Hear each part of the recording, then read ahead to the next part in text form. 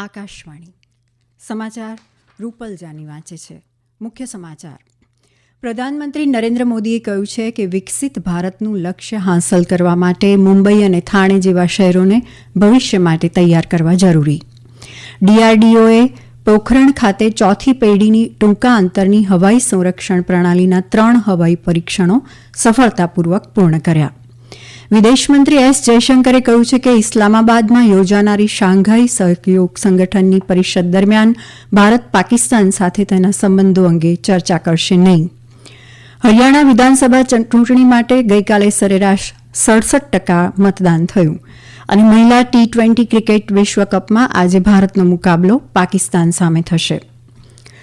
સમાચાર વિગતવાર. પ્રધાનમંત્રી નરેન્દ્ર મોદીએ કહ્યું છે કે વિકસિત ભારતનું લક્ષ્ય હાંસલ કરવા માટે મુંબઈ અને થાણે જેવા શહેરોને ભવિષ્ય માટે તૈયાર કરવા જરૂરી છે. મહારાષ્ટ્રના થાણે જિલ્લામાં 32,800 કરોડ રૂપિયાથી વધુના પ્રોજેક્ટનું ઉદઘાટન અને શિલાન્યાસ કરતા શ્રી મોદીએ જણાવ્યું કે કેન્દ્ર સરકારનો ઉદ્દેશ્ય વિકસિત ભારતનું નિર્માણ કરવાનો છે. પ્રધાનમંત્રી નરેન્દ્ર મોદીએ જણાવ્યું કે કેન્દ્ર સરકાર વિચરતી જાતિઓ અને સમુદાયોના વિકાસ માટે પ્રતિબદ્ધ છે. ગઈકાલે મહારાષ્ટ્રમાં વાશીમમાં શ્રી મોદીએ એમ પણ કહ્યું કે સરકારનો દરેક નિર્ણય નીતિ વિકસિત ભારતને સમર્પિત છે અને ખેડૂતો આ પરિપ્રેક્ષ્યમાં મુખ્ય આધારસ્તંભ છે. અંદાજે 23,300 કરોડ રૂપિયાની કૃષિ અને પશુપાલન સંબંધિત વિવિધ પહેલ શરૂ કરાવતી વખતે પ્રધાનમંત્રીએ વાશીમના પૌહરાદેવી ખાતે બંજારા સમુદાયના સમૃદ્ધ વારસાને દર્શાવતા બંજારા હેરિટેજ મ્યુઝિયમનું પણ ઉદઘાટન કર્યું. શ્રી મોદીએ 9 કરોડ 40 લાખ ખેડૂતોને અંદાજે 20,000 કરોડ રૂપિયાની પ્રધાનમંત્રી કિસાન સન્માન નિધિનો 18મો હપ્તો જાહેર કર્યો. રાજ્યની નમો શેતકરી મહાસન્માન યોજના હેઠળ 90 લાખ ખેડૂતોને 1,900 કરોડ રૂપિયાથી વધુનું વિતરણ કરવામાં આવ્યું.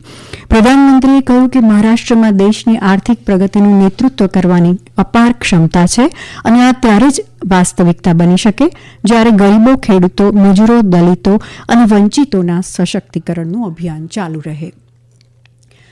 સંરક્ષણ સંશોધન વિકાસ સંગઠન ડીઆરડીઓએ રાજસ્થાનમાં પોખરણ ફિલ્ડ ફાયરિંગ રેન્જ ખાતે ચોથી પેઢીની ટૂંકા અંતરની હવાઈ સંરક્ષણ પ્રણાલીના 3 હવાઈ પરીક્ષણો સફળતાપૂર્વક પૂર્ણ કર્યા છે.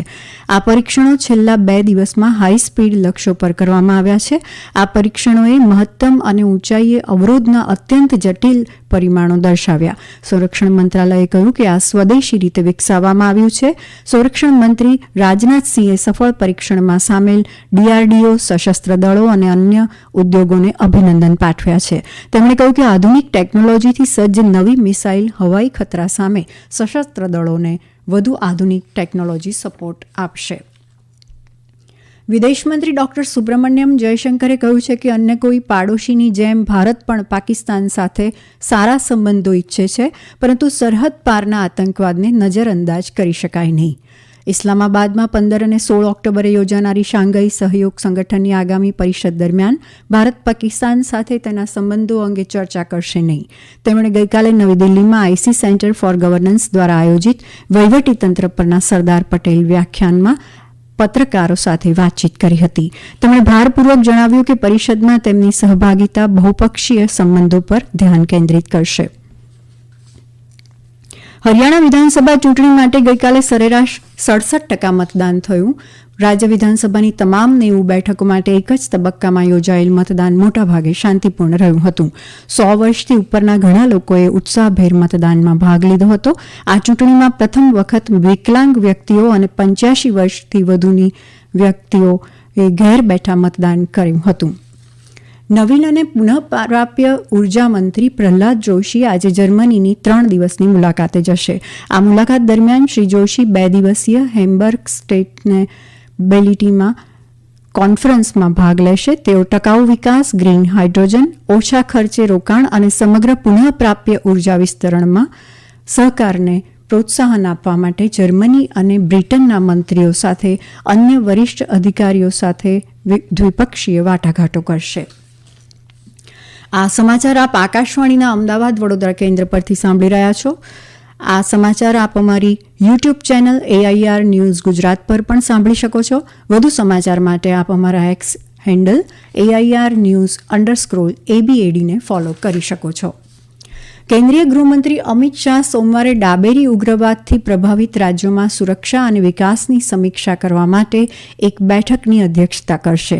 નવી દિલ્હીમાં યોજાનારી આ બેઠકમાં ગૃહ મંત્રાલય અને સુરક્ષા એજન્સીઓના વરિષ્ઠ અધિકારીઓ પણ હાજરી આપશે. માલદીવના રાષ્ટ્રપતિ મોહમ્મદ મુઇઝુ આજે 5 દિવસની ભારતની મુલાકાતે નવી દિલ્હી પહોંચી રહ્યા છે. તેઓ પરસ્પર હિતના દ્વિપક્ષીય, પ્રાદેશિક અને આંતરરાષ્ટ્રીય મુદ્દાઓ પર ચર્ચા કરવા માટે રાષ્ટ્રપતિ દ્રૌપદી મુર્મુ અને પ્રધાનમંત્રી નરેન્દ્ર મોદીને મળશે. શ્રી મુઇઝુ બેંગલુરુ અને મુંબઈમાં વેપારને લગતા કાર્યક્રમમાં પણ ભાગ લેશે. પ્રધાનમંત્રી નરેન્દ્ર મોદીની પાડોશી પહેલો નીતિ માટે માલદીવ હિન્દ મહાસાગરમાં મહત્વનો દેશ છે. સાગર કાર્યક્રમ હિન્દ મહાસાગર ક્ષેત્રની સુરક્ષા અને સમૃદ્ધિ માટે રચાયેલ છે. વિદેશ મંત્રી તાજેતરમાં જ માલદીવની મુલાકાતે ગયા હતા. મહિલા T20 ક્રિકેટ વિશ્વકપમાં આજે ભારતનો મુકાબલો પાકિસ્તાન સામે થશે. આ મેચ બપોરે 3:30 શરૂ થશે. શુક્રવારે ભારતીય ટીમ તેની પ્રથમ મેચ ન્યૂઝીલેન્ડ સામે હારી ગઈ હતી. આ દરમિયાન પાકિસ્તાને તેની પ્રથમ મેચમાં શ્રીલંકાને હરાવ્યું છે. આકાશવાણી પરથી મેચનું જીવંત પ્રસારણ થશે. અન્ય મેચમાં વેસ્ટ ઇન્ડિઝ સાંજે 7:30 વાગે સ્કોટલેન્ડ સામે ટકરાશે. નાણામંત્રી નિર્મલા સીતારમણે બહુપક્ષીય વિકાસ બેન્કોને મજબૂત કરવા પર G20 નિષ્ણાત જૂથની 30માંથી 27 ભલામણો પર વિચાર કરવા બદલ વિશ્વ બેન્કની પ્રશંસા કરી છે. ગઈકાલે નવી દિલ્હીમાં પ્રોફેસર નિક સ્ટર્ન સાથેની ચર્ચામાં તેમણે કહ્યું હતું કે આબોહવા પરિવર્તન પર નક્કર પગલાં લેવા માટે વિકસિત દેશો દ્વારા વિકાસશીલ દેશોમાં ભંડોળ અને ટેકનોલોજી જરૂરી છે. પ્રોફેસર સ્ટર્ન બહુપક્ષીય વિકાસ બેન્કોને મજબૂત કરવા પર G20ના ભારતના અધ્યક્ષપદ દરમિયાન રચાયેલા નિષ્ણાત જૂથના સભ્ય છે. હવામાન વિભાગના જણાવ્યા અનુસાર આજે ઉત્તર પૂર્વીય અને દક્ષિણ દ્વીપકલ્પના ભાગોમાં હળવા વરસાદની અપેક્ષા છે. હાલ ઉત્તર પશ્ચિમ, મધ્ય અને પશ્ચિમ વિસ્તારોમાં વરસાદની કોઈ શક્યતા નથી. સેરેબ્રલ પાલ્સી અંગે જાગૃતતા લાવવાના ઉદ્દેશ્યથી વિશ્વભરમાં વિશ્વ સેરેબ્રલ પાલ્સી દિવસની ઉજવણી કરવામાં આવે છે, જેમાં સેરેબ્રલ પાલ્સી ધરાવતી વ્યક્તિઓને તેમની ઓળખ અને પ્રતિભા માટે સન્માનિત કરવામાં આવે તે બાબત પર ખાસ ભાર મુકાયો છે.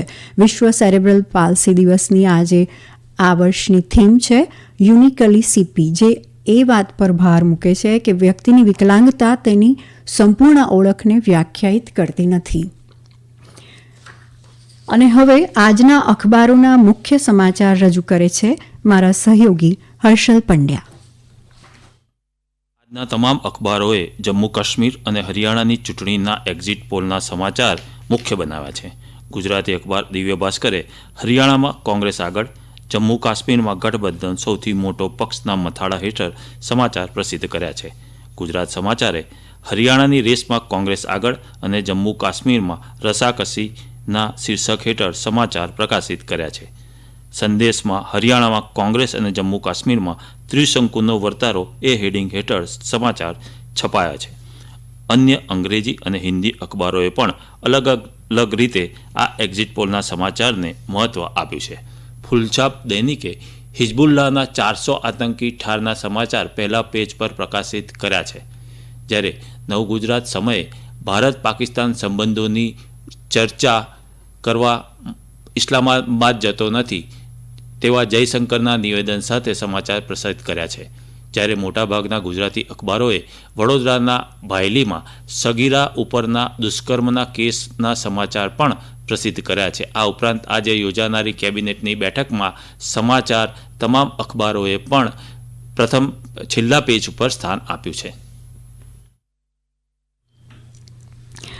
અને હવે અંતમાં મુખ્ય સમાચાર ફરી એકવાર. પ્રધાનમંત્રી નરેન્દ્ર મોદીએ કહ્યું છે કે વિકસિત ભારતનું લક્ષ્ય હાંસલ કરવા માટે મુંબઈ અને થાણે જેવા શહેરોને ભવિષ્ય માટે તૈયાર કરવા જરૂરી. DRDOએ પોખરણ ખાતે ચોથી પેઢીની ટૂંકા અંતરની હવાઈ સંરક્ષણ પ્રણાલીના 3 હવાઈ પરીક્ષણો સફળતાપૂર્વક પૂર્ણ કર્યા.